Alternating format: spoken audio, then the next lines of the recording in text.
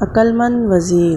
ایک دفعہ کا ذکر ہے، ایک شاہی ریاست کے وزیر نے بادشاہ کو اپنی بیٹی کی شادی کی تقریب میں مدعو کیا۔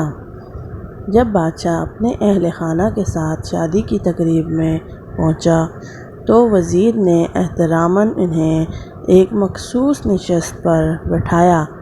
وزیر یہ دیکھ کر بہت شرمندہ ہوا کہ وہاں ایک جھاڑو والا بیٹھا ہے۔ اس نے سب کے سامنے جھاڑو دینے والے کو وہاں سے باہر پھینک دیا اور اسے بہت ڈانٹا۔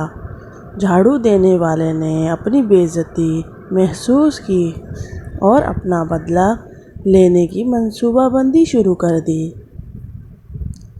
اگلی صبح جب وہ بادشاہ کے کمرے کی صفائی کر رہا تھا تو جان بوجھ کر بڑبڑایا، بادشاہ کتنا بے وقوف ہے!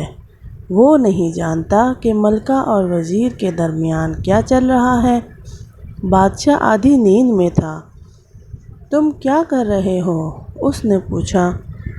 مہاراج، میں ساری رات سو نہیں پایا، میں اپنی نیند میں بڑبڑا رہا تھا، جھاڑو دینے والے نے اس سے جواب دیا۔ تاہم بادشاہ کی بات سن کر اس کے ذہن میں شک کا بیج بو دیا گیا۔ بادشاہ وزیر سے ناراض ہونے لگا اور وقتاً فوقتاً اس کی تذلیل کرنے لگا۔ ایک دن اس نے دربانوں سے بھی کہا کہ وزیر کو محل میں داخل نہ ہونے دیں۔ وزیر بادشاہ کے رویے سے بہت حیران ہوا، لیکن کچھ سوچنے کے بعد اس نے سمجھا کہ اس کا ذمہ دار جھاڑو دینے والا ہو سکتا ہے۔ میں نے اس کی توہین کی تھی اور اس نے اس کا بدلہ لیا ہے۔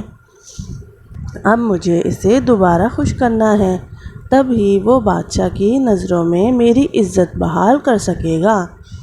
وزیر نے سوچا۔ ایک دن وزیر نے اس جھاڑو دینے والے کو اپنے گھر کھانے پہ بلایا اور کہا، میرے دوست، مجھے معاف کر دو، میں نے آپ کی توہین کی، مجھے اپنی غلطی کا احساس ہو گیا ہے۔ یہ خوبصورت کپڑے بطور تحفہ وصول کریں، چلو میرے ساتھ کھانا کھاؤ۔ جھاڑو دینے والا خوش ہوا۔ وہ سوچنے لگا، وزیر اچھا آدمی ہے، اس دن مجھ سے غلطی ہو گئی تھی۔ اب جھاڑو دینے والا خوش ہوا اور وزیر کے بارے میں بادشاہ کا خیال بدلنے کی کوشش کرنے لگا۔ ایک دفعہ بادشاہ کے حجرے میں گیا تو بادشاہ سو رہا تھا۔ وہ بڑبڑانے لگا، ارے بادشاہ کا نوکرانی سے عشق ہے، بڑی شرم کی بات ہے۔ بادشاہ نے اس کی بڑبڑاہٹ سنی تو وہ اٹھ کر بیٹھ گیا۔ بادشاہ نے جھاڑو دینے والے کو بہت ڈانٹا۔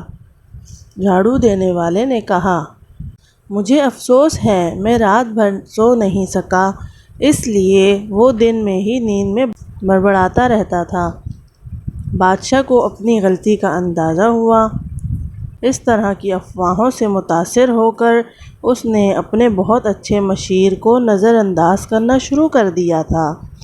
بادشاہ نے وزیر کو بلایا اور دونوں پھر سے دوست ہو گئے۔ اس کہانی سے یہ سیکھ ملتی ہے کہ ہمیں افواہوں پر بھروسہ نہیں کرنا چاہیے اور کسی کی بات سن کر غلط فیصلہ نہیں لینا چاہیے، جب تک ہم اپنی آنکھوں سے وہ ہوتا ہوا نہ دیکھ لیں۔